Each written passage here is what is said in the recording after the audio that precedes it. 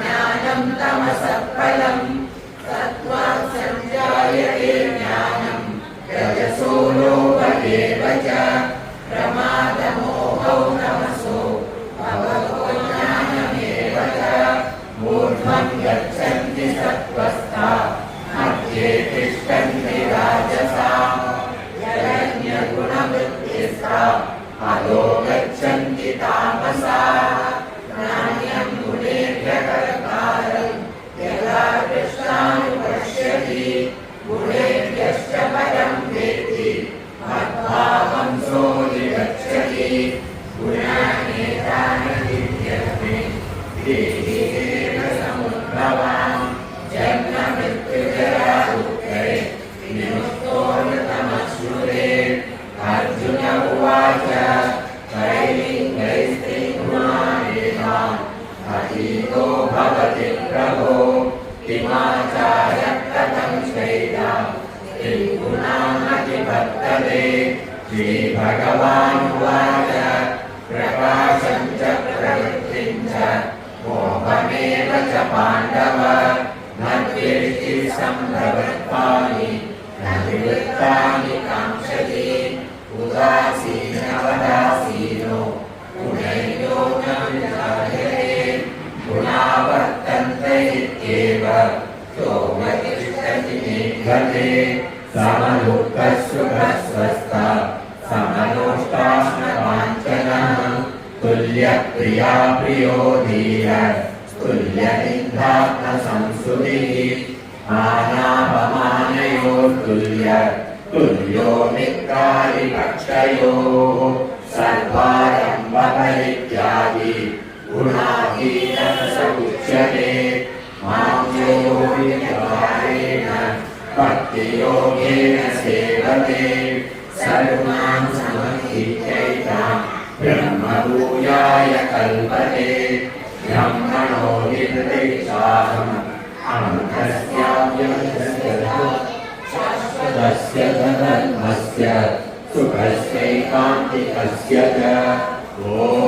तत्सदिति श्रीमद्भगवद्गीतासु उपनिषत्सु ब्रह्मविद्यायां योगशास्त्रे श्रीकृष्णार्जुनसंवादे गुणत्रयविभागयोगो नाम चतुर्दशोऽध्यायः अथ पञ्चदशोऽध्यायः श्रीभगवानुवाच ऊर्ध्वमूलमधःशाखम् अश्वत्थं प्राहुरव्ययम् छन्दांसि यस्य पद्मानि यस्तं वेद स वेदवित् अधश्चोर्ध्वं प्रसुरास्तस्य शाखा गुणप्रवृद्धा विषयप्रवालाः अधश्च मूलान्यनुसन्ततानि कर्मानुबन्धीनि मनुष्यलोके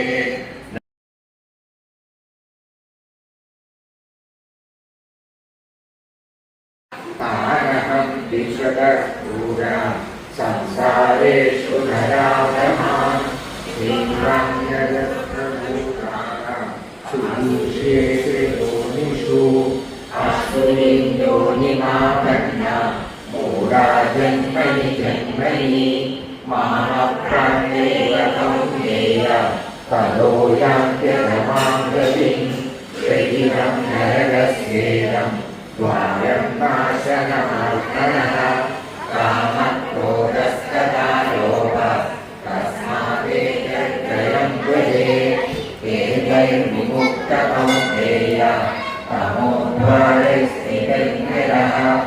आचरत्यात्मनः श्रेयः ततो याति परां गतिः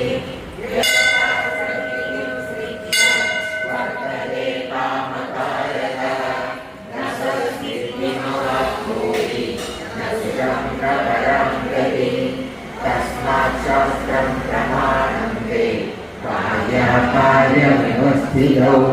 ज्ञात्वा शास्त्रविधानोक्तं कर्म कर्तुमिहार्हसि ॐ तत्सदिति श्रीमद्भगवद्गीतासु उपनिषत्सु ब्रह्मविद्यायां योगशास्त्रे श्रीकृष्णार्जुनसंवादे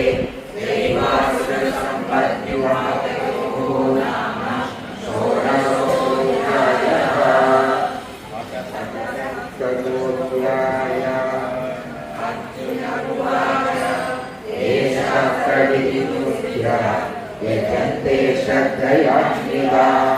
येषां निष्ठावृता कृष्णा सत्त्वमाहोरजस्तमः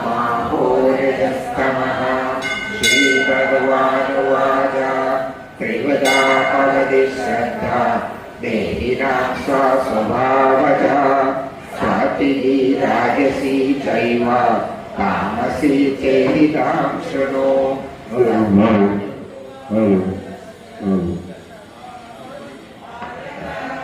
श्रद्धामयोऽयं पुरुषो यो यशस्कस एव सा यजन्ते स्वात्विका देवा यक्षरक्षंसि राजसा वेदान् बोधगणां चान्ये यजन्ते तामसा जनः आयुस्सत्त्वबलारोग्य सुखप्रीतिविवर्धना यस्या स्निग्धा स्थिरा द्रव्या आहारा सात्विका प्रिया